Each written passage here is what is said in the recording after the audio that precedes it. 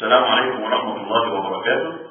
دكتور خالد الشناوي، شاعر السكوت ممنوع بالمصري اليوم قبل أن يتم تسييسها، وصاحب ديوانين أن كنت رئيس عصابة وضد الحكومة بمكتبات دار نشر جزيرة الوفد، وبإذن الله بحضر لديواني الثالث والرابع، الثالث امسك فلول والرابع ضد السيسي.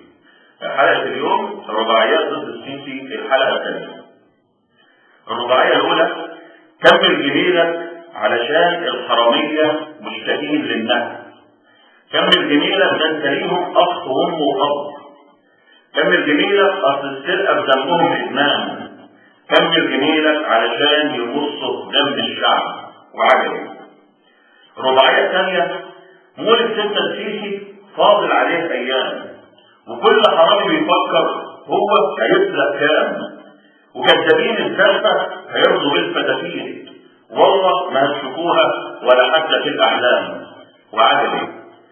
الرباعيه الثالثه: في شرع مين يتقال على السفاح زعيم، في شرع مين يتقال على الخاين كريم، في شرع مين يقتل ويحرق في البشر. يا رب انت المنتقم وانت الجبار وانت العظيم وعجبي. الرباعيه الرابعه: اكذب وصدق كذبتك، بكره تقول يا لهوتك، من امتى كان الكذب بيعمر بيوت؟ اكذب وبكره الكذب يموت حضرتك وعليكم. والسلام عليكم ورحمه الله وبركاته.